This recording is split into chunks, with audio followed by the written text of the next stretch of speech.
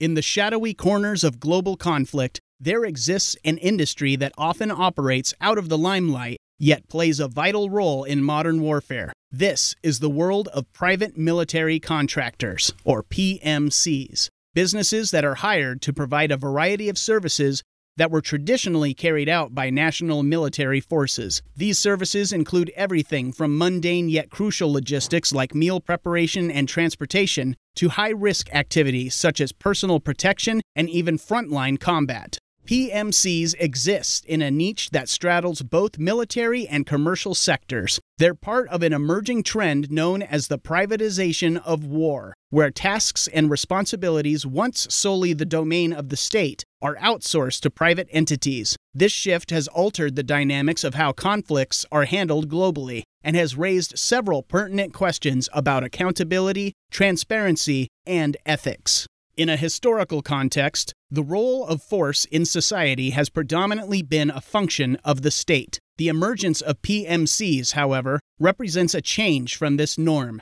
This trend was driven by several factors. For one, many nations engaged in prolonged conflicts found themselves stretched beyond capacity, both in terms of personnel and resources. Additionally, budget constraints often made maintaining a large standing army impractical. In response to these challenges, nations like the United States and the United Kingdom began turning to PMCs to supplement their military efforts. The use of contractors allowed these countries to tap into a pool of specialized skill sets, often drawn from former military personnel, and provide a flexible workforce that could be rapidly deployed and scaled back as required. Furthermore, outsourcing certain tasks to PMCs was seen as a cost-effective strategy, helping to alleviate pressure on defense budgets. This pivot towards using PMCs has become particularly apparent during the Iraq War in the early 21st century. The U.S. and its allies hired contractors in unprecedented numbers, deploying them to perform a vast range of tasks, from logistical support to security operations. These contractors operated in various capacities, including providing personal protection for diplomats, training local security forces, maintaining and repairing equipment, and carrying out construction work. The use of PMCs in such roles proved lucrative for the companies involved. In conflict zones where stability and security were lacking, PMCs found a ready market for their services. The demand for security services, logistics, training, and more provided a steady stream of revenue. However, this commercialization of war has led to numerous controversies and debates. Indeed, the economic viability of PMCs is often a double-edged sword.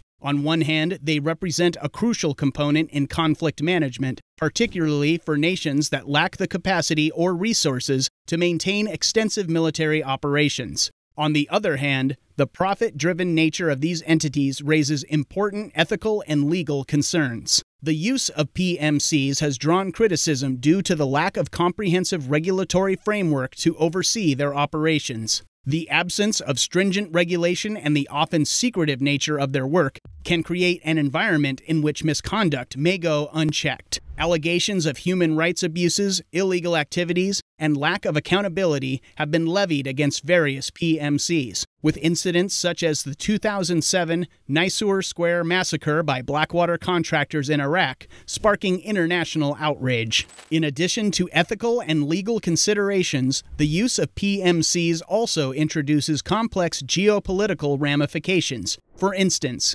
PMCs can operate in regions where national militaries cannot, due to political sensitivities or international law. Their presence in such regions can complicate diplomatic relations and potentially exacerbate tensions.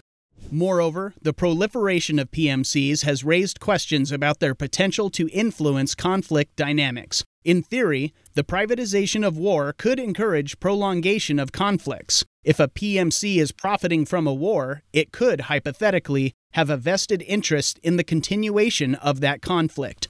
Similarly, the decision to end a conflict may become more complicated if doing so would affect the interests of powerful PMC stakeholders. PMCs can also impact the nature of warfare itself. The The traditional model of warfare has been state-centric, with clear lines of command and control. PMCs, however, operate outside this model. Their chain of command often differs from that of national militaries, and they are not necessarily beholden to the same rules of engagement. This can blur the lines of accountability and responsibility in the event of misconduct or mistakes. The hiring of PMCs by non-state actors further complicates the picture. While traditionally employed by nation-states, PMCs are increasingly being hired by private corporations, NGOs, and even individual civilians. This presents a new set of challenges in terms of regulation, accountability, and international law. Despite these concerns, PMCs are undeniably embedded in the fabric of modern warfare. The demand for their services continues unabated, fueled by ongoing global conflicts and the complex security needs of the 21st century. While the lucrative nature of the industry is evident,